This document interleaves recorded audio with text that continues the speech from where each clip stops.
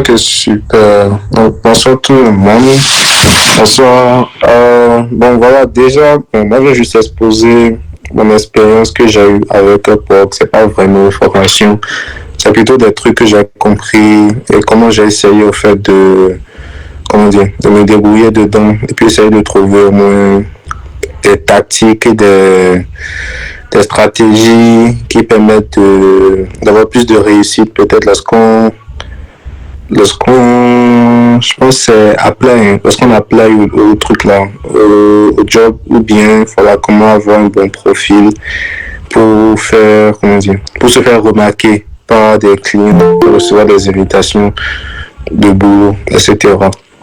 Bon, déjà, je sais pas, peut-être c'est un avantage, je dirais, mais moi, déjà, ce qui m'a facilité la tâche avec Upwork, c'est que j'étais, comment dire, plus ou moins déjà en contact avec un client qui passait en freelance. Donc, on avait discuté d'une plateforme de paiement et voilà, je pense que c'est Upwork qu'on avait choisi à la fin. Dans tous les cas, en fait, moi, ça m'avantageait parce que voilà, le fait que je puisse gagner, il y a de l'argent là-bas, qu'il y ait des statistiques, tout ça, ça me permettait d'avoir au moins une certaine notoriété déjà là-bas, juste pour commencer, même si j'étais nouveau. Donc peut-être je dirais que c'est l'un des petits hacks qui m'a aidé, mais bon, c'est pas vraiment ça aussi au fait. Donc le truc déjà avec Upwork, il y a plusieurs facteurs qui font que vous serez, comment dire, un freelanceur repéré, peut-être en demande, des choses comme ça.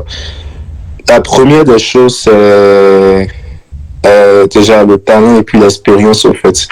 Et ça se résume souvent à deux choses. Il y a l'expérience que vous avez sur la plateforme Upwork même, c'est-à-dire quand vous avez sur votre profil, au fait, il y a que vous avez fait les feedbacks, les notes, les commentaires des gens qui ont travaillé avec vous, tout ça. Mais il y a aussi l'expérience que vous avez vous en tant que développeur. Parce que voilà, ils permettent en gros d'avoir, si vous voulez, un profil un peu semblable à celui de LinkedIn. Vous pouvez ajouter votre CV pour le boulot que vous avez fait. Il y a également une section qui est un peu, qui concerne la partie projet. Si vous avez fait des projets, des trucs open source, vous avez travaillé sur des projets personnels intéressants, vous pouvez, voilà, détailler ça là, au fait. Ils ont une description, des photos, etc., etc.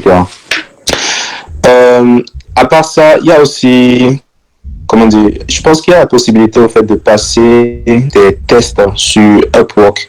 Et passer ces tests, ce qui se passe souvent, c'est quoi? Lorsque un client veut lancer une offre, je crois que c'est ça. C'est bon, oui. C'est bon?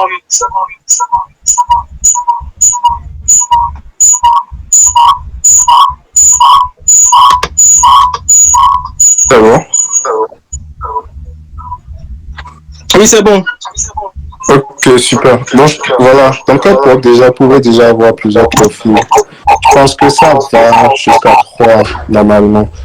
Bon, Si tu côté... permets, tu peux faire un bref résumé de ce que tu as dit et continuer avec ça. Merci, ça me fera plaisir. Là, je vais suivre l'enregistrement. Concernant le profil, c'est ça? Bon, un bref récap de ce que tu avais dit avant, puisque j'ai perdu l'enregistrement. Là, comme je suis en train d'enregistrer là actuellement. Ah, ok, d'accord, je vais recommencer alors. C'est pas un problème. Donc, moi, je disais, donc, Upwork permet d'avoir fait plusieurs profils. Je pense qu'il y a un profil, il y a toujours un profil général. Ensuite, il y a deux autres profils que vous pouvez ajouter. Donc, moi, j'ai ajouté front-end et back-end. La description, je me suis pas vraiment beaucoup gêné dessus. J'ai juste pris la description qui est sur mon résumé ou LinkedIn, je pense. Hein. Mais la plupart du temps, c'est voilà, c'est plus ou moins la description qui est faite, ce que vous faites, ce que vous apportez au fait comme valeur dans le projet, patati patata, tout ça. Il y a d'autres personnes au fait qui le font façon Fiverr, genre je peux vous aider à faire ci, à faire tel projet ou bien telle application qui peut vous rapporter ci, qui peut vous rapporter ça. Donc, la description, en fait, c'est déjà décrire quelque chose qui vous permet de vous mettre en avant, de savoir ce que vous apportez à votre client, en fait. À part ça, il y a voilà, la partie portfolio dont je parlais. Là, vous pouvez ajouter au fait tous les projets, beaucoup de projets sur lesquels vous allez travailler qui vous permettraient de vous différencier. Je pense que aussi concernant les projets au fait sur le portfolio, on peut ajouter des mots-clés et voilà, ça aide aussi dans la recherche. Ça aide aussi lorsque voilà, l'algorithme veut proposer comment dire, des freelancers à vos clients. La partie skill, voilà, c'est juste la partie skill. Hein. Les skills que vous maîtrisez le plus, ce que je conseille, c'est de mettre les skills primaires de vos profils en fonction de ce que vous avez créé. Donc moi, comme j'ai mis back-end, front-end, j'ai mis naturellement du Django, du React, du JavaScript, tout ça. Bon, récemment, j'ai fait du Java. J'ai profité pour ajouter ça aussi. La partie projet catalogue, je n'ai pas vraiment créé de projet catalogue, mais ce qui se fait là, au fait, c'est que vous êtes capable de créer plus ou moins une sorte de projet et dire que vous pouvez réaliser ça. Par exemple, on suppose que vous créez... Tu peux partager ton écran? Ah, je streamais pas, sérieux? Oh. Ça a coupé alors. Ça a coupé maintenant. C'est bon, on arrive à voir. Ah ok, super. Donc déjà, la partie projet catalogue, au fait, c'est quelque chose du genre, par exemple, vous pouvez dire que vous savez créer une application e-commerce. Ça vous permet de définir comment le processus, le temps que ça prend, peut-être tout le budget aussi, beaucoup de détails au fait. Comme ça, en fait, lorsqu'un client vient sur votre profil, au fait, il sait ce que vous savez faire, ce que vous pouvez apporter, tout ça. Donc, il donne aussi la possibilité d'une vidéo d'introduction. Bon, personnellement, moi, je n'ai pas encore fait ça, mais je vais pouvoir faire ça bientôt. Et voilà. Ce qui est intéressant aussi, si vous avez la chance d'avoir travaillé avec des gens, au fait, et qui peuvent vous donner des testimonials, même s'ils ne sont pas des gens qui sont présents sur Upwork, vous pouvez voilà, demander ça directement. Ils n'ont pas forcément besoin d'être sur la plateforme avant d'écrire quelque chose. Là encore, ça peut vous pousser. Parce que, voilà, la plupart du temps, lorsqu'un client est intéressé par votre profil, ça peut être à cause du salaire que vous proposez ou de la proposition de boulot, genre le test que vous avez écrit, tout ça. Il sera intéressé, ben voilà, la plupart du temps, il regarde au fait ce que les gens se disent par rapport à vous, comment vous êtes noté, est-ce que vous êtes bon, patati patata, avant de vraiment décider de travailler avec vous. Donc, des certifications, je parlais tout à l'heure de tests au fait, donc c'est un peu ça, Crédit va vous permettre de tester vos connaissances par rapport voilà, à certaines technologies, tout ça. Bon, voilà quoi, le reste est un peu comme du LinkedIn en fait.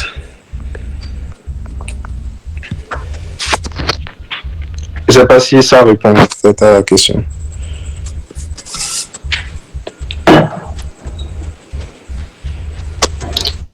Oui, je pense que ça répond quand même un peu. Maintenant, la partie tu as parlé vite fait des témoignages, je pense les recommandations et tout. Quel est le procédé? Est-ce qu'ils ont des vérifications ou bien des trucs là, ou bien comment ils procèdent pour cette partie? Ou bien est-ce que tu maîtrises un peu ce côté? Ok, bon, moi, déjà, la plupart, en fait, des gens avec qui, bon, sur Upwork, au fait, j'ai reçu directement comment on dit, des notes et puis des avis. Je vais partager mon écran.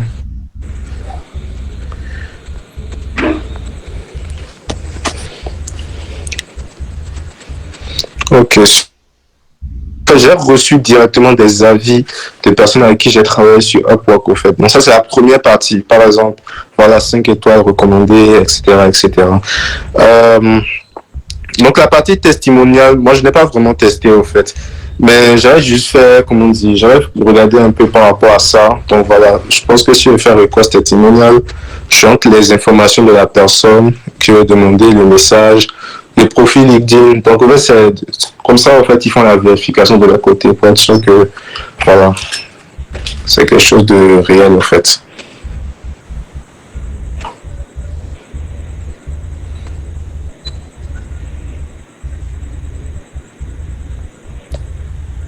Ok, merci pour ce que tu as dit. Maintenant, par rapport au paiement, comment ça se passe? Genre, Supposons que je crée un compte sur la plateforme et que j'ai la chance j'ai bien configuré mon compte et tout. J'ai mis peut-être $20 ou même en tout cas en me basant sur ce que tu as dit. Parce qu'aujourd'hui, j'ai aussi fait le tour, j'ai vu les 120, des 10, des 20. En fait, tu essaies de voir un peu la moyenne, quoi. Maintenant, si tu arrives à trouver, voilà, une mission, Oui. comment le client te paye, au fait? Ou bien, vous discutez, comment ça se passe, au fait? Le processus, genre, il y a une offre, je postule, je déploie, je travaille sur le projet. Comment ça se passe après? Genre, comment, est-ce que je dois faire des trucs là à chaque fois, des push à chaque fois, ou bien est-ce que je dois faire des présentations à chaque fois au client, ou bien c'est après qu'il me paye, ou bien me paye la moitié d'abord? Comment ça se passe, au fait, ce côté-là? Ok, d'accord, je vois. Un instant, là, voici j'ai un exemple de truc là que j'ai reçu. Euh,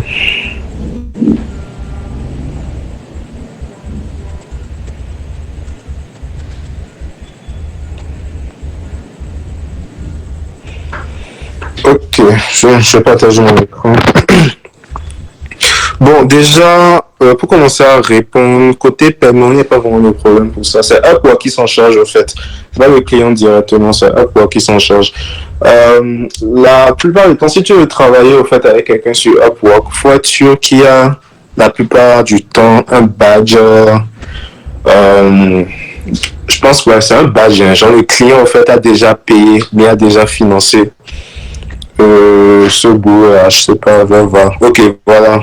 Par exemple, pour ce truc-là, on a Payment Verified. Donc, en gros, c'est voilà, c'est que le client peut te payer pour ça. Maintenant, concernant les paiements, en fait, tu as le choix. Tu peux connecter ton compte PNR à Upwork. Tu peux également donner tes informations bancaires locales. Il permet de faire des transferts locaux.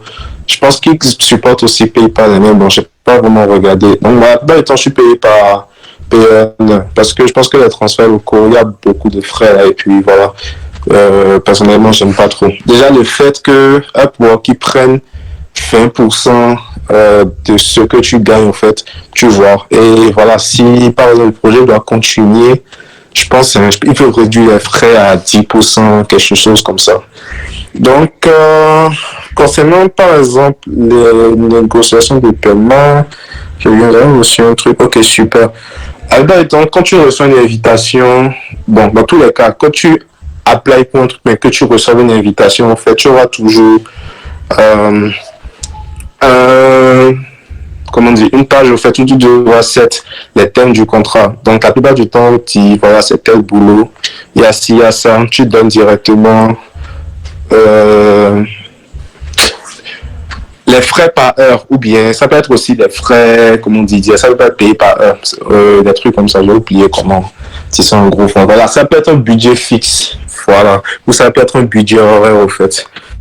Donc, voilà, tu mets le budget, truc là, pour te dire clairement ce que tu reçois, parce que voilà, même si tu mets un truc de 30 ou de 35, ils prennent tous les 20%, ils te disent exactement ce que tu reçois. Il y a la partie cover letter, donc au fait, tu entre ce que tu dois rentrer. Bon, moi, je ne parle plus beaucoup vraiment. Je t'envoie juste un petit message pour dire que voilà, que ça m'est intéressant, que je suis à l'aise avec les outils et que j'aimerais aider si il y a encore personne sur le projet et puis j'envoie. Parce que la plupart du temps, ils posent des questions en fait. Donc, je préfère me concentrer dessus, répondre et puis directement passer à autre chose. Maintenant, concernant le suivi, Upwork, ils ont un truc là. Si tu es payé par heure, ils ont un logiciel qui permet de traquer le nombre d'heures que tu fais. C'est voilà, un time tracker. Donc, à chaque fois que tu veux travailler, il y a un time tracker que tu dois activer pour Upwork, au fait. Ce que ça va faire, non seulement ça va traquer le temps, mais en même temps, ça va envoyer des... Comment dire? Hop, je suis en train de faire quelque chose. Ça m'a envoyé des captures d'écran. Voilà. Ça m'a envoyé des captures d'écran de ce que tu fais de temps en temps au client, en fait. Pour savoir exactement voilà, ce qui. Donc, si on suppose que voilà, tu veux travailler pour 4 heures, tu te mets sur Upwork, tu actives ton time tracker pour 4 heures de temps, tu fais ton truc et puis tu t'en vas. De temps en temps, il verra des captures d'écran de ce que tu es en train de faire, etc. Donc, c'est un peu ça le contrôle. Bon, moi, je n'ai pas vraiment eu à expérimenter ça personnellement. C'est pour ça, en fait, je refuse. Je ne suis pas trop d'accord avec les trucs. Ah ouais, parce que voilà, moi j'ai deux écrans. Je suis quelque part en train de regarder les fils en train de coder. En même temps, là, c'est tout bizarre. C'est pas intéressant. Donc, je sais pas si j'ai répondu à toutes tes questions concernant les paiements, suivi de projet, tout ça. Ouais, c'est bon, ça peut aller. Ça peut aller. Reste là expérimenté. Ouais. Il y a d'autres questions, bien.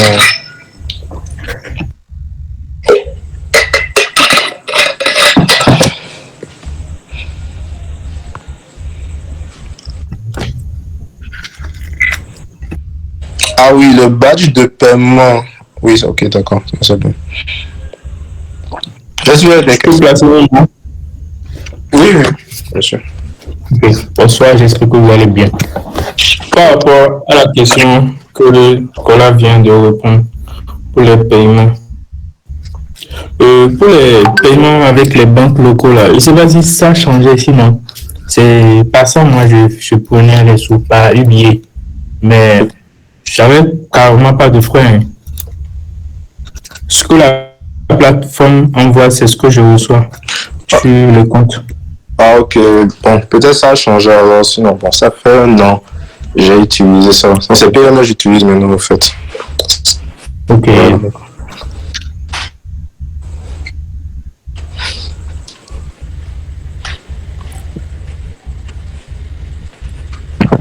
Les amis, vous avez des questions à poser? Sinon, je pense qu'on va conclure. Je vais pas encore la vie. S'il n'y a pas de questions à poser, on va pas regarder longtemps. On va pas le maintenir longtemps. J'espère que l'enregistrement ça va prendre. Je ne sais même pas sur quoi je vais publier ça.